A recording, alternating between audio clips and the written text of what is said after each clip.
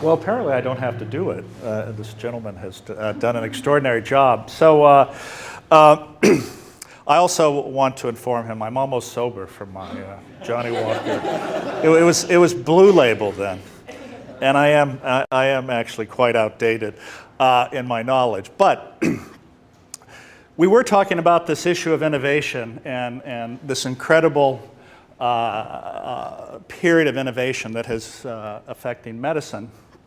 What if I told you that we have developed a pharmaceutical that is non-toxic, no side effects, non-addictive, absolutely natural, and it has this impact? In the field of education, let's say grammar school education, it will have a profound effect on bullying, academic performance, and dropout rates. What if I told you that same pill would have a profound effect for prisoners in regard to violence and recidivism? What if I told you in business the use of this agent would save hundreds of billions of dollars a year, decrease healthcare costs by 50%, increase performance, increase profitability, decrease absenteeism, decrease HR costs? What if I told you that same pill would have a profound effect just on individuals in regard to their ability to interact with their partner, interact with their children, live their lives and make them happy? Now, the problem with this pill, though, is that you have to, after you take it, you have to sit for 10 to 15 minutes in silence for it to have its maximal effect. How many people would be interested in taking this pill? Everyone.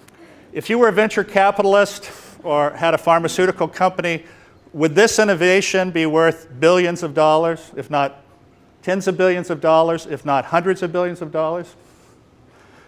Yes, absolutely. What if I tell you that this exists already, but in fact, you don't have to take a pill at all, you have to just commit that time of 10 to 15 minutes a day? What I'm going to talk to you about is, and it's interesting, I'm also from Silicon Valley, obviously, and I have the privilege of interacting with some of the brightest minds in the world. And there is an immense conversation going on about this fact: the power of compassion. Now, I know many of you sit there and think, what's this guy talking about? Now, it's interesting because as a professor of neurosurgery, being at Stanford, many people would think it is oxymoronic for me to talk about compassion, right? But, in fact, this understanding of the power of compassion has had a huge impact on my life personally. I grew up in poverty. My parents did not go to college. We were on public assistance my entire life. My father was an alcoholic. My mother was an invalid. And as you can imagine, when you grow up in that environment,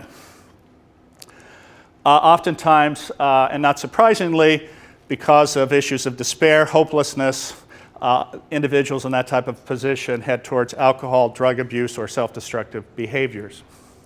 Now, an amazing thing happened to me because when I was 13, I walked into a magic shop. Now, I don't know if that's ever happened to any of you, but I walked into the magic shop, and the amazing thing for me was that the owner wasn't there, but his mother was there. Now, she knew nothing about anything in the magic store, but after talking to me for about an hour, she said to me, you know, if you come, I'm here for the summer, the rest of the summer, about 6 weeks. If you come in here every day for the next 6 weeks, I will teach you something that will change your life. Now, I had nothing better to do, right? So I showed up, and in that 6-week period, this woman taught me actually a meditation practice intertwined with the power of positive thinking and combined with a visualization technique that took me from what I described as being in a situation of being a leaf being blown by an ill wind to actually looking at a world of potentially little to no possibilities to looking at a world of unlimited possibilities. And that fundamental interaction changed my life. It allowed me to go to college, med school, become a professor at Stanford, become an entrepreneur, be CEO of a company that went public for $1.3 billion, become an entrepreneur, being one of the largest donors from the medical school at Stanford and at my own medical school, and gave me some incredible insights. One of those insights that I had even as a child was, why is it that people who have privilege, position, wealth often see suffering, but they don't interact, and then individuals who have nothing give everything without question? And that paradox had stuck with me. So when I went back to Stanford, and I would leave periodically to do entrepreneurial things or just leave, sometimes get fired. But when I came back to Stanford, I wanted to explore this topic. And as a result, I ended up just on my own funding some science related to this area. And I had a revelation. It was an extraordinary revelation in the effect of compassion on our physiology. Actually, this interaction then led me to sit there and say, geez, wouldn't it be interesting if I got the Dalai Lama to come to Stanford and give a talk on compassion, and because I find him an interesting fellow. And so, in fact, I got in touch with the Dalai Lama, had a meeting with him, and after our meeting where I explained the science that I was doing, my interests, had a dialogue with him, he immediately agreed to come to Stanford. But the other thing that he did was he gave me the largest donation personally he's ever given to a non-Tibetan cause for this work I'd started. And this led to this creation of this center within the School of Medicine that looks at the neuroscience of compassion, altruism, and that's why I'm here with you today. What is the science of compassion? Compassion, as probably you know, at least in the area of the science side, is the recognition of another's suffering and a desire to alleviate that suffering. But why does that have any impact from a physiologic perspective? Many of you have heard this quote, especially in business schools. It is survival of the fittest and most ruthless. Isn't that right? Isn't that how you succeed in business and in life? You have to take advantage. You have to be in front. If you have to walk over people, you have to get there, because that's how you're going to survive. And in fact, that is not what Darwin said. What Darwin actually said, it is the survival of the most sympathetic, meaning the most kind and cooperative. It was Herbert Spencer who used the term ruthlessness, or the fittest will survive. And this was in the context of an economic argument that had nothing to do with Darwin's origin of the species. And this actually has been proven out. Short-term gain can be achieved by ruthlessness and self-interest. Long-term survival of a species has been demonstrated scientifically by Robert Sapolsky at Stanford being one, by a number of others, that it is absolutely critical for a species to survive, and that absolute component must have cooperation and caring in it. Why is that, would you say? Well, as a species, as we evolved, and for humans to have what we call theory of mind, being able to perceive another like you and thinking, to have abstract thinking, to have complex language, it required our species to evolve such that there were these incredible bonds that have now been dictated by our genetics, our hormones, to actually keep a mother engaged with a child. Because a human has to live outside of the womb for 10 to 15 years before it can be self-sufficient. For some of us, it may be 30 or 40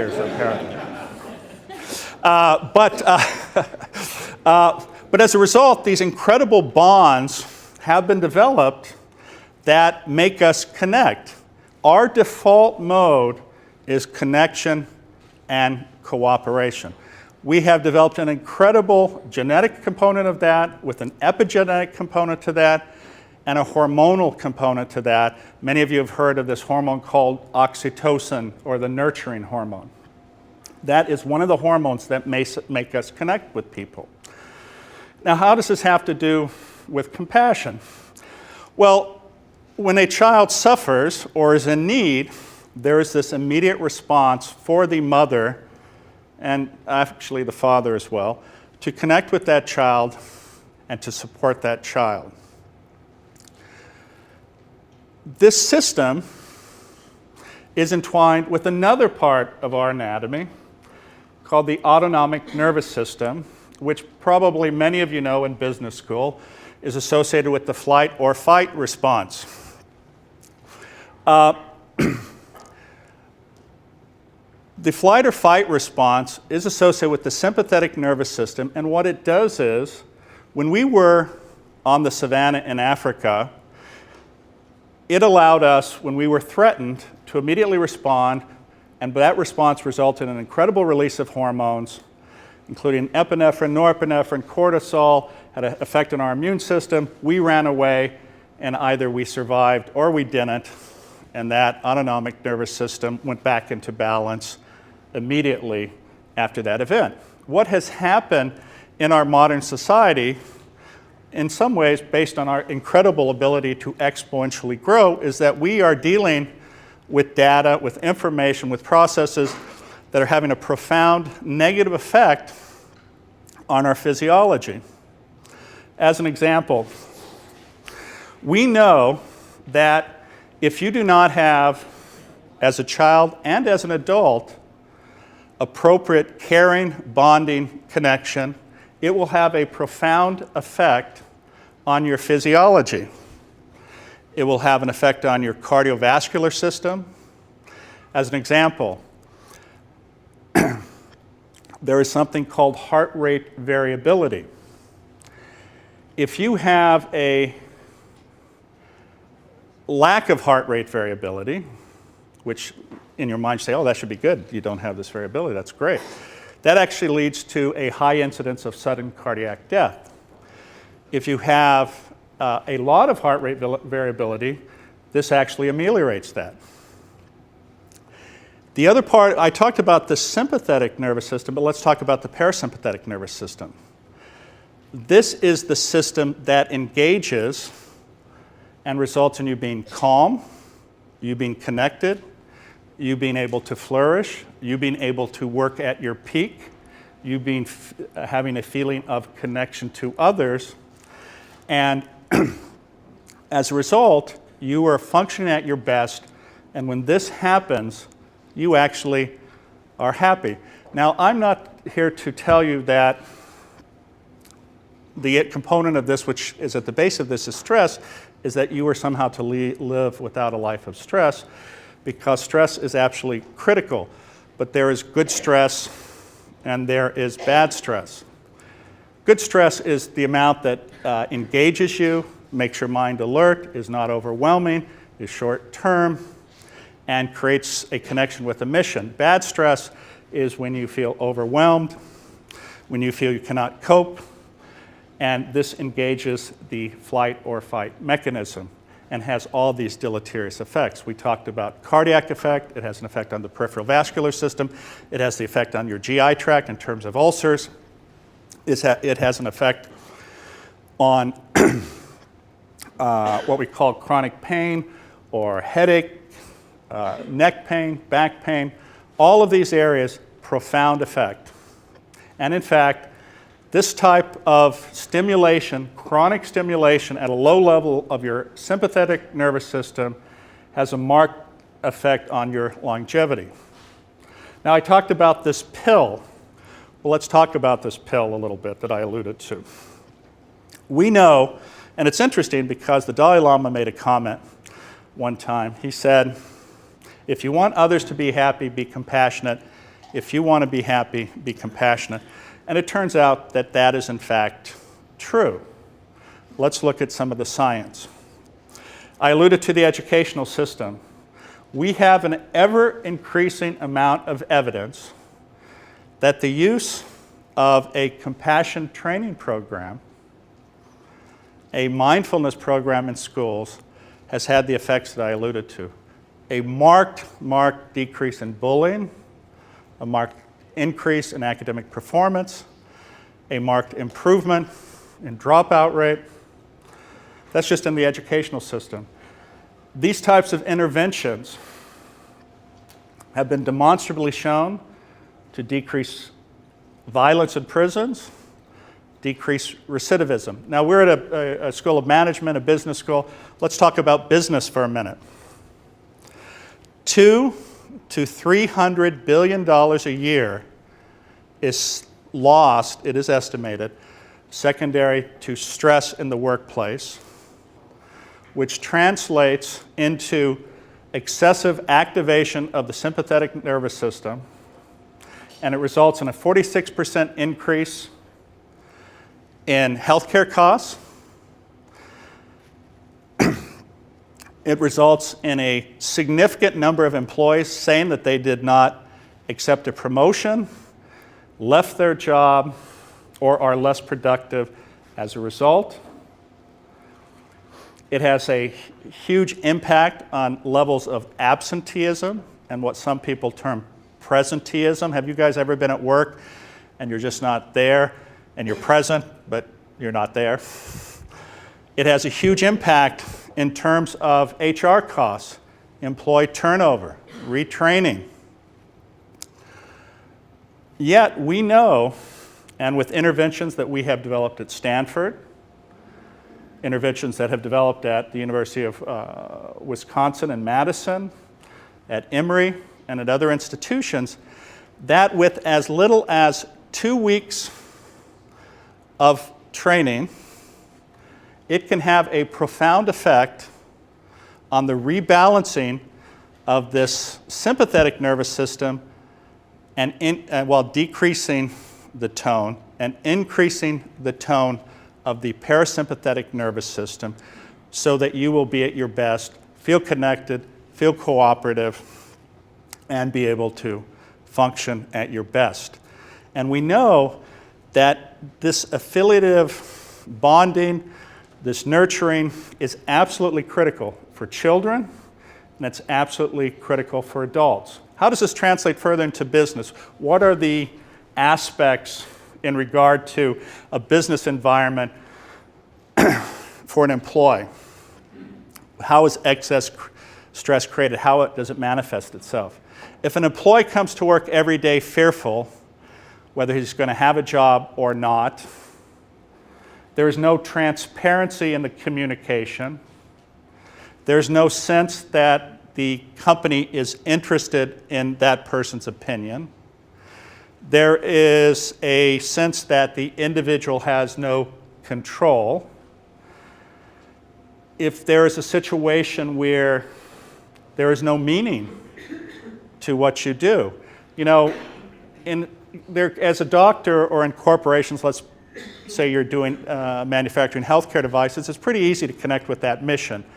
But you know, if you're manufacturing a widget, that could be any widget, that in terms of the big scale of things, it has no big impact, it's hard to get engaged. These aspects are what lead to stress in the workplace, decreased productivity, and actually even to individuals potentially even sabotaging the corporation because they're so unhappy.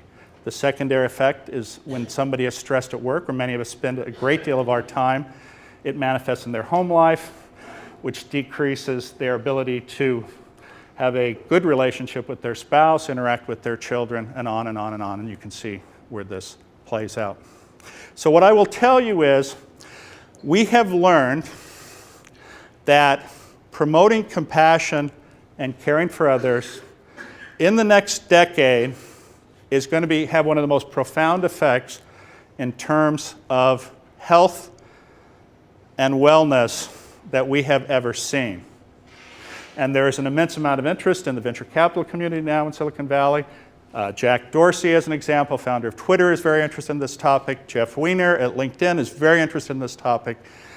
So I will tell you, that is what you should look forward to. And you're certainly welcome to look at my website at Stanford or others who are in this field, but that will be the biggest effect on healthcare and wellness, I believe, in the next decade. Thank you.